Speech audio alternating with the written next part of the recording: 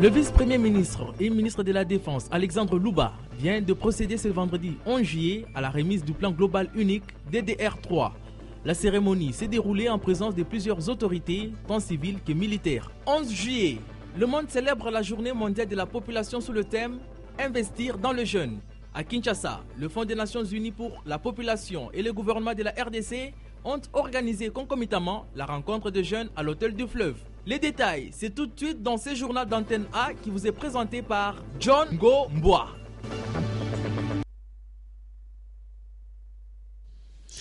Voilà, tout le plaisir est pour moi de vous retrouver ce soir. Madame, monsieur, bonsoir.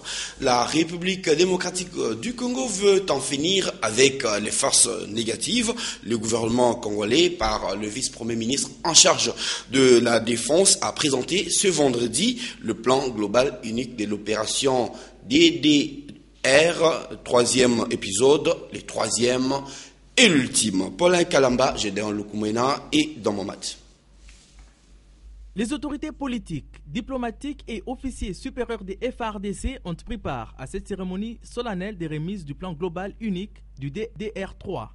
Au cours de cette réunion, le vice-premier ministre et ministre de la Défense, Alexandre Louba, a montré l'importance de cet outil qui permettra aux différents partenaires de contribuer à la mise en œuvre de cette phase considérée comme la dernière opération de ce genre. En effet, elle vise à chercher des solutions durables aux défis de la stabilisation et du développement de la République démocratique du Congo. La cérémonie de ce jour traduit l'engagement du gouvernement congolais de démobiliser activement les forces négatives, une action qui a besoin de l'apport en ressources par le partenaire de la RDC. La tâche du gouvernement sera de lancer les opérations militaires en vue de l'éradication des forces négatives qui écument l'Est de la RDC. Redoubler d'efforts pour doter la RDC de divers mécanismes républicains d'instauration d'une paix durable dans un contexte de respect strict des droits de l'homme.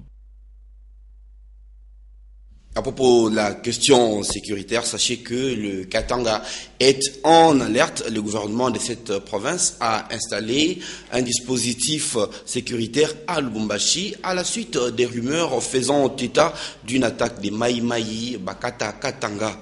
Ces miliciens ont depuis quelques jours lancé des tracts pour annoncer leur arrivée à Lubumbashi afin de proclamer l'indépendance du Katanga. Des militaires sont donc déployés dans les sites stratégiques de cette ville, notamment à l'aéroport international de la Luano, au gouvernorat de province, à l'assemblée provinciale du Katanga, à la 6e région militaire, aux bases logistiques, au siège local de la télévision publique et à la place de la Poste.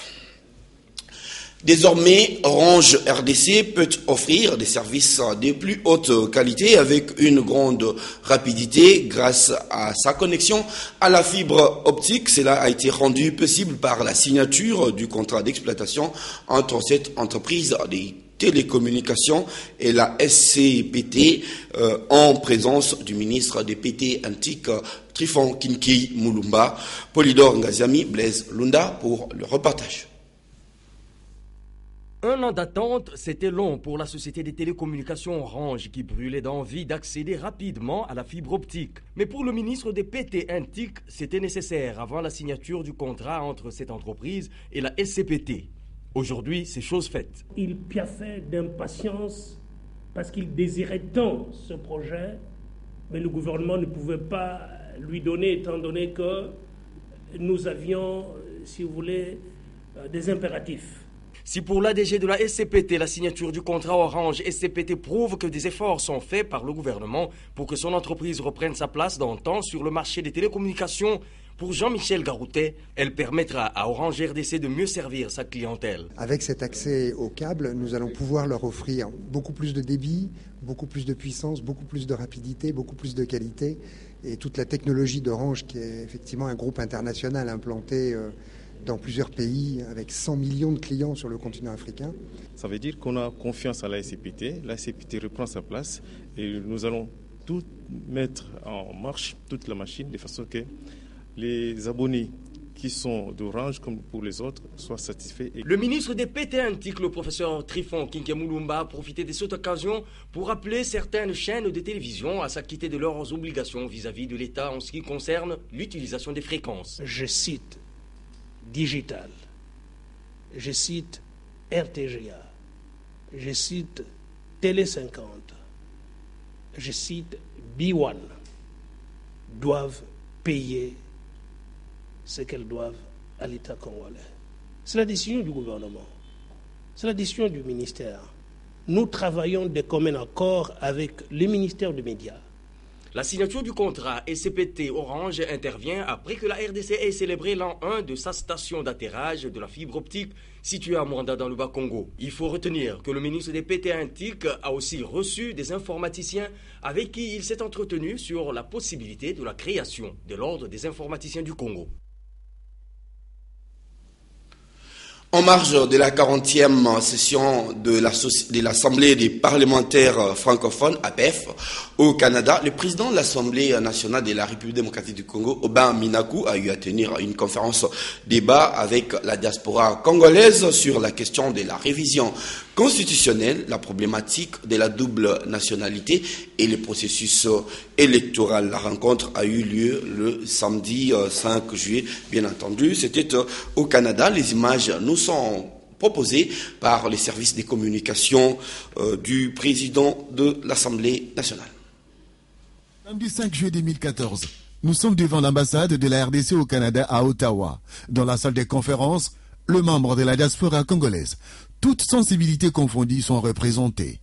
18h30 local, le président de l'Assemblée nationale, Obemina Kundialandioko, accède dans la salle. Dans sa communication, le speaker de la Chambre basse du Parlement congolais a abordé toutes les questions sans détour.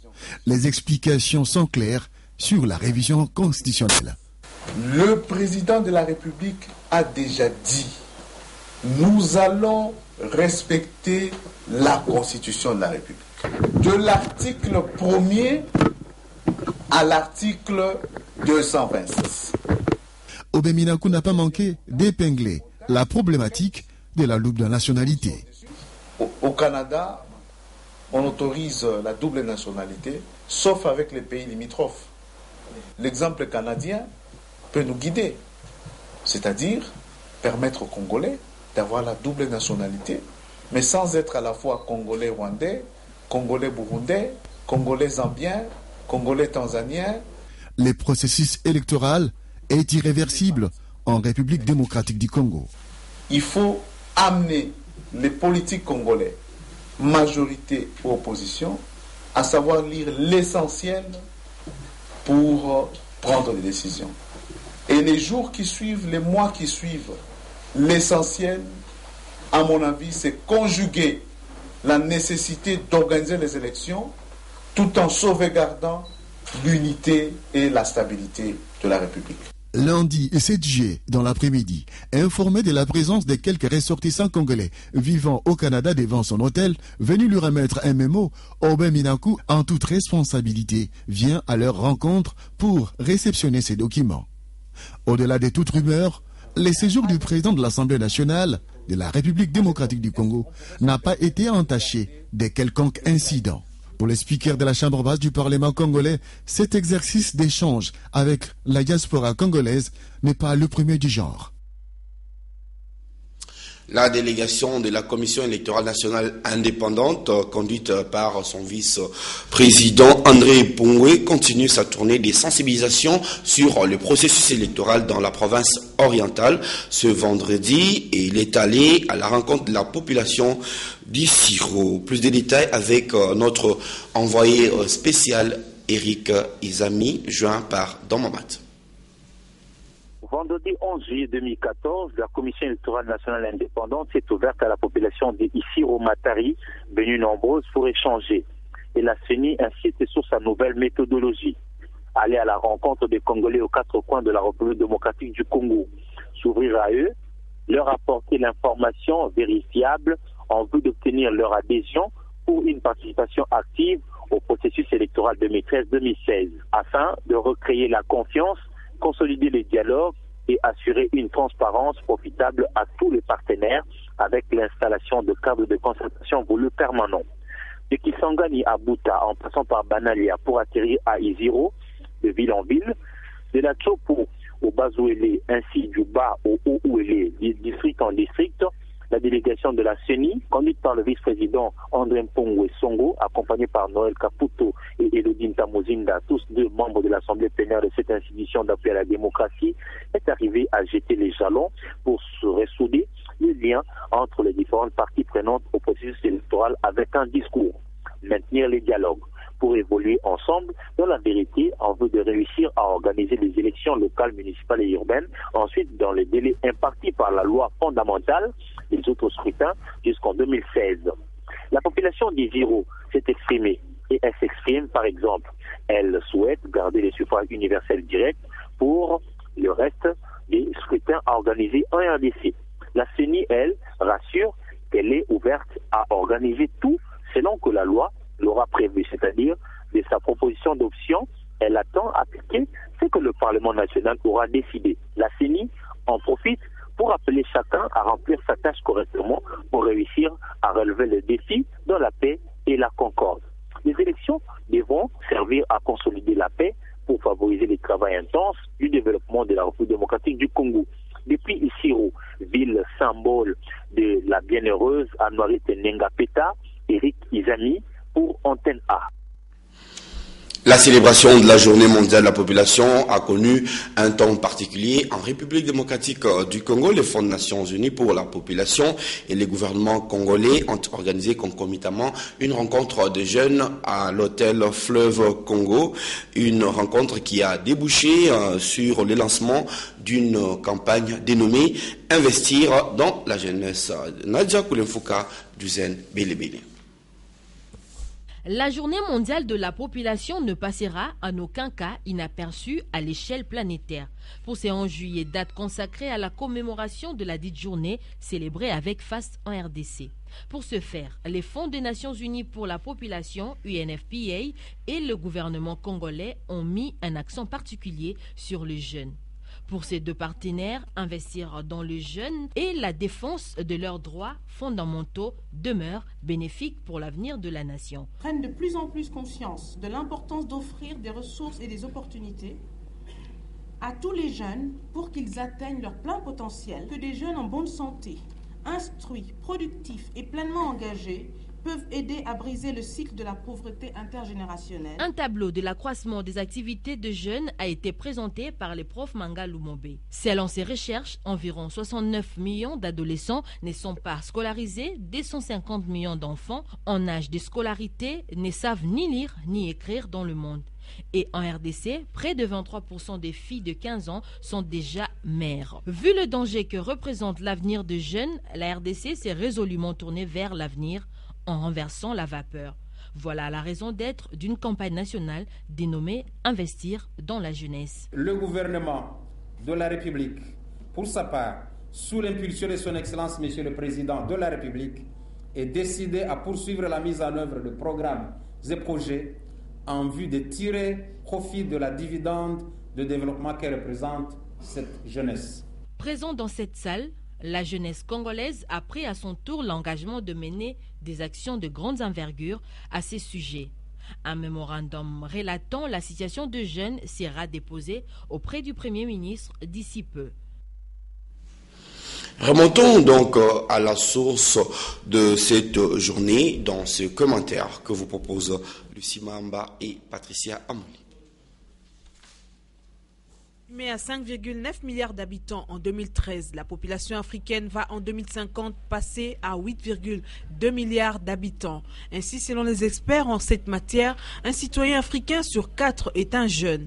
Une population jeune n'a donc jamais été un problème pour l'humanité, mais plutôt une solution pour le développement, des surcroîts un atout pour le continent africain. Conscient de cette réalité, certains pays africains, en l'occurrence le Burkina Faso, a depuis une dizaine d'années focalisé ses investissements dans la formation de jeunes afin de développer leur sens du leadership et d'assurer leur indépendance. Il est urgent de donner une place de choix à la jeune génération, la mettre au devant de la scène avec une politique d'employabilité réaliste. La journée mondiale de la population a été mise en place dans l'optique d'attirer l'attention sur l'urgence et d'importance des plans et programmes généraux de développement de chaque pays. Des engagements qui restent encore en Afrique au stade de simples promesses.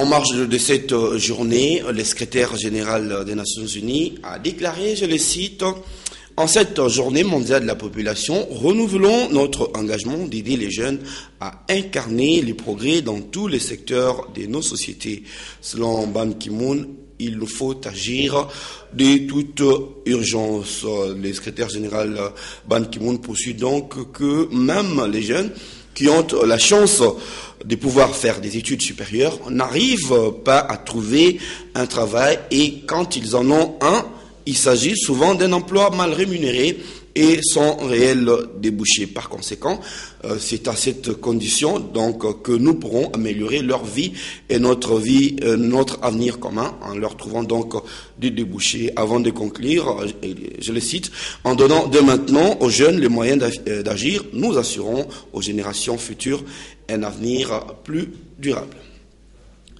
46 ans, c'est l'âge du barreau de la République démocratique du Congo. À cette occasion, un certain nombre de manifestations ont été organisées à travers la République, et à Kinshasa, elles ont été ouvertes, ces manifestations, hier, et elles vont se terminer ce samedi. À cette occasion, nous vous proposons de découvrir la fonction, plutôt le métier d'avocat, qui est un métier libre et un métier noble. Lilandani et Mathieu Ngadi-Pouvi vous proposent un portrait d'un avocat de Kinshasa. Le métier d'avocat est un métier libéral qui s'exerce dans un cabinet. Pour accéder à cette profession, il faut être licencié en droit d'une université officielle, comme le dit la loi portant organisation du barreau du 28 septembre 1979. Un avocat, c'est d'abord une profession qui s'exerce de manière libre. Et cette profession est classée parmi les professions libérales. L'avocat, celui qui défend les intérêts des clients, en des termes beaucoup plus simples. On preste normalement dans des cours et tribunaux, dans notre vie quotidienne, et à travers vos prestations, peut-être qu'il y a telle personne qui vous a découvert un jour en train de prester et qui était intéressé par votre façon de prester, et puis cette personne vous contacte. Quel sentiment manifeste un avocat lorsqu'il perd le procès, sachant que son client était d'office coupable? Nous défendons des causes que nous jugeons nous-mêmes, en notre âme et conscience, des causes qui peuvent être défendues. Même un coupable a des droits. Et donc, nous défendons les droits de la personne. Même si celle-ci a commis un crime, nous devons aussi défendre ses droits en tant qu'une personne humaine qui doit jouir de certains droits. L'avocat exerce son métier en toute liberté pour être à l'abri de toute tentation illégale du genre fraude, corruption, etc. Il n'est pas salarié, mais il touche plutôt à des honoraires qui proviennent des clients pour qui il plaide. On va aller à la SONAS. L'espace Jeudi Sinistre a connu son activité habituelle du jeudi. 149 dossiers ont été donc pris en charge. La cérémonie s'est déroulée à Limité. Nadia Koulinfouka pour le commentaire. L'espace Jeudi Sinistre a connu son ambiance habituelle hier, 10 juillet 2014, et la Société nationale d'assurance a fait un pas supplémentaire quant à son engagement dans la prise en charge de victimes de sinistres. Au total, 149 dossiers sinistres se rapportant à la branche assurance automobile, vie et incendie ont été payés après qu'ils soient examinés. Cette opération importante s'est déroulée sur toute l'étendue de la République. En effet, la SONAS s'est non seulement engagée à indemniser les victimes de sinistres ayant souscrit à ses services, mais surtout à les faire bénéficier à tous les Congolais soucieux d'assurer leur avenir. La SONAS invite de ces faits les Congolais consciencieux à faire comme les autres, car l'incident malheureux ne prévient pas, il est donc souhaitable d'éviter les pires. La GIZ, à travers son programme de maintien de la biodiversité et gestion durable des forêts, a procédé ce vendredi 11 juillet à l'ouverture du Salon de l'Emploi, 3e édition. La rencontre entre les jeunes diplômés en eau et forêt et les employeurs a eu lieu dans le jardin botanique de Kinshasa. Patricia Molengo, Mbolikuni et Mathieu Ngadipovi. Au ministère de l'Emploi. Ils sont au nombre de 42, ce jeune diplômé de la 3e et dernière cohorte qui ont suivi la formation du programme canadien en gestion de ressources naturelles, bénéficiaires du programme de maintien de la biodiversité et gestion durable de forêt. Ce jeune diplômé en eau et forêt ont exposé les résultats de leur travail de fin d'études en vue d'obtenir un entretien d'embauche auprès de personnes intéressées. Il faut que l'État parvienne à s'impliquer réellement dans cette activité parce que on s'intéresse plus à l'exploitation industrielle du bois, tout en oubliant l'exploitation artisanale. Or, ces exploitants sont incontrôlés, ils sont très nombreux. La GIZ, à travers son programme de maintien de la biodiversité et de gestion durable de forêt, veut accroître l'offre de ressources humaines compétentes en éco-foresterie et éco-agriculture dans le pays. La particularité est que ça devient un tout petit peu une tradition de notre programme de faire ça. Et je crois qu'il y a aussi de plus en plus une sensibilité des employeurs et des jeunes qu'il faut faire des efforts. Ce n'est pas l'État qui dit je ramasse toute une classe, mais il faut s'efforcer de trouver un travail, il faut se mettre sur les rails. Et je crois que ça c'est un peu la particularité, si vous voulez, de ce salon d'emploi. La 3e édition du Salon de l'Emploi a connu la participation de quelques membres du gouvernement. C'est le ministre intérimaire de l'Enseignement supérieur qui a eu le privilège d'ouvrir les travaux de ce salon. Entre-temps, le ministre de l'Environnement a promis de l'emploi aux jeunes dans son secteur. Nous avons noté qu'il y a une élite qui sort de nos universités au fait de toute cette thématique. Et comme vous le savez, notre ministère est à l'avant-garde du processus de mise en œuvre des réformes institutionnelles telles que cela émerge du programme d'action du gouvernement. Ce salon de l'emploi, a précisé le responsable du programme PBF GIZ, est un tremplin important pour le jeune diplômé en raison du public important que cet événement réunit. Émotion hier soir à Kinshasa. Plus d'essence aux stations-service. À un moment, les Kinois ont cru que l'essence allait monter à la pompe. Ce matin, l'essence s'est vendue toujours à 1400 francs congolais le litre. Il est possible que cette denrée importante et parfois rare puisse reprendre de l'ascenseur pour bientôt. La revue des presses vous est commentée par Dan Momad.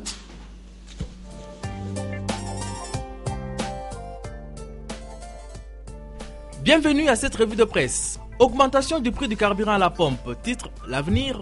Les pétroliers prennent de court les gouvernements. Pendant que tout le monde attendait une communication officielle du gouvernement de la RD Congo, écrit le confrère, pour annoncer la hausse du carburant à la pompe, tout le monde a été pris de court par le pétrolier producteur qui ont revu ses prix à la hausse, soit une augmentation de 50 francs les litres pour l'essence. L'opinion se pose, renchérit la référence plus, pourquoi la RDC, pays producteur du pétrole, connaît toutes ces perturbations. La nation serait épargnée de toutes ces mésaventures si et seulement, estime la consoeur, qu'Hydro était bien organisé et que l'État avait une politique conséquente en la matière. La révision constitutionnelle continue d'alimenter les débats à Kinshasa. Ainsi note le libre débat, la Senko aurait basculé dans l'opposition radicale. De l'avis du confrère, la position extrême de la Senko, qui épouse et renforce celle de l'opposition radicale, va au-delà de cette dernière. Monseigneur Mosengo, annonce le phare, est attendu ce lundi à Notre-Dame de Fatima. C'est là que sera organisé, du lundi 14 juillet au mercredi 17 juillet, un séminaire par les intellectuels catholiques sur le thème « L'intellectuel catholique face à la révision constitutionnelle ». De quoi l'opposition a-t-elle peur? S'interroge le vrai modérateur au sujet des élections de 2016. La crainte de l'opposition et des désordres, répond le même journal. Primo, l'absence d'un homme capable de tenir face à Kabila, et secondo, le manque de moyens pour battre campagne devant un Kabila jouissant des manettes du pouvoir. De son côté, sans désemparer, l'abbé Apollinaire Malou continue de baliser les chemins pour les élections. Il vient en effet, selon le guide de proroger les délais d'accréditation des observateurs pour 1 mois. Pour terminer, Forum des As rapporte qu'aucun incident n'est survenu à Ottawa. Le face-à-face Minaku, diaspora congolaise, a certes donné lieu à un débat sans complaisance, mais cet échange a été empreint du respect mutuel. Bonsoir chez vous.